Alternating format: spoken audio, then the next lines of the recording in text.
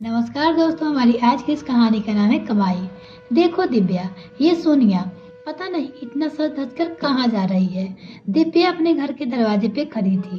तब उसकी पड़ोसन मंजू उससे बोली, जा रही होगी किसी काम से या किसी फंक्शन में।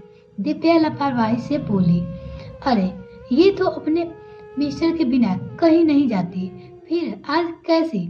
मुझे तो लगता है कि दाल में कुछ काला है। मंजू बोली तो दिव्या मुस्कुरा दी। दिव्या अपने परिवार के साथ 4 महीने से यहाँ रह रही थी और इतना तो जान गई थी कि इस मोहल्ले में लोगों को अपने घरों से ज्यादा दूसरे के घरों और जिंदगी के झांकने की आदत है। मोहल्ले की बाकी औरतें भी एक दूसरे से किसी न किसी के बारे में बात करती ही रहती है। दिव्या इन सब के बीच से मुस्कुराते हुए अलग हो जाती। दिव्या, तुम्हें पता है आज तुम्हारी सास ज्वेलरी की दुकान पे गई थी। एक दिन दिव्या की एक पड़ोसन रीठा उसके ऑफिस से लौटने पर उससे बोली, तो अगर मेरे चैनल को अभी तक सब्सक्राइब नहीं किया तो प्लीज मेरे चैनल को जल्दी से सब्सक्राइब करें। नहीं पता पर होगा कोई काम। दिव्या कंधे पर उनका कर बोली, अरे तुम्हें बताना चाहिए था ना, जाने से पहले तुम्हें पूछना चाहिए था। उसे क्या पता अपनी बेटी के लिए कोई कहना करवाने गई होगी।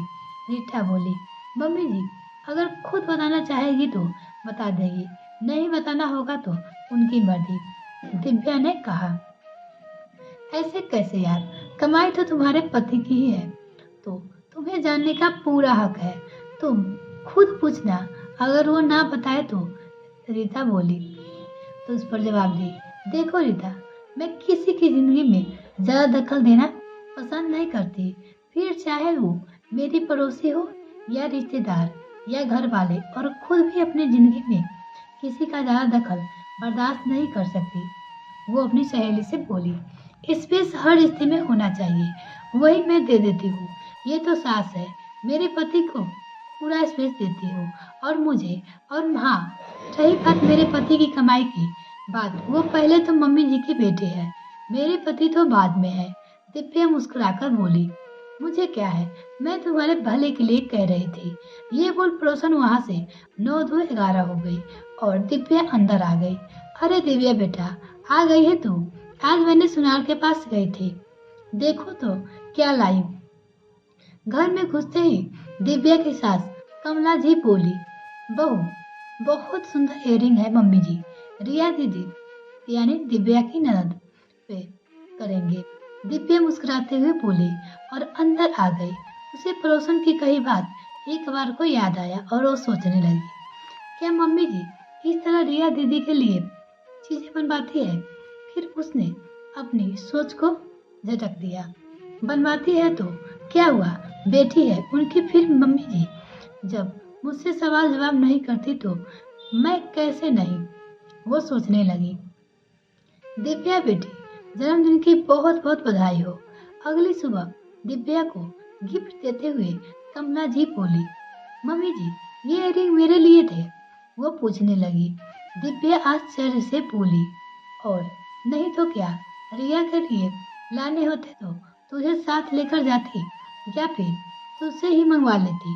ये तो तेरे लिए ही थे, कल तुझे इसीलिए नहीं बताया कि सरप्राइज कैसे रहता फिर। कमला जी हंसते हुए बोले। दिव्या ने कमला जी को पैर छू आशीर्वाद लिया।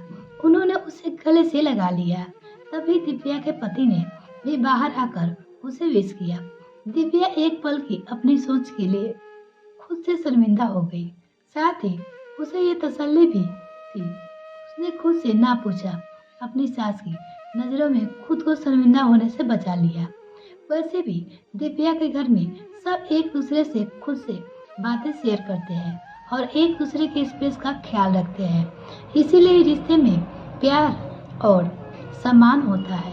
तो अगर आप इस तरह की कहानी और भी देखना चाहते हैं तो प्लीज मेरे चैनल में जरूर देखिएगा, वहाँ आपको बहुत ही अच्छी से वीडियो मिल जाएगी। दोस्तों, किसी की जिंदगी में दखल देकर हम उस रिश्ते को थोड़ा बेजार कर देते हैं। रिश्ता कोई भी हो, थोड़ा स्पेस हर रिश्ता मांगता है, तभी वो फलता फूलता है। ये मेरी सोच है और आप क्या इस पे राय है मुझे कमेंट करके जरूर बताइएगा। इस कहानी का लेखिका है संगीता अग्रवाल। तो मिलते हैं किसी और वीडियो में फ्रेंड, तब तक के लिए bye. Thanks for watching this video.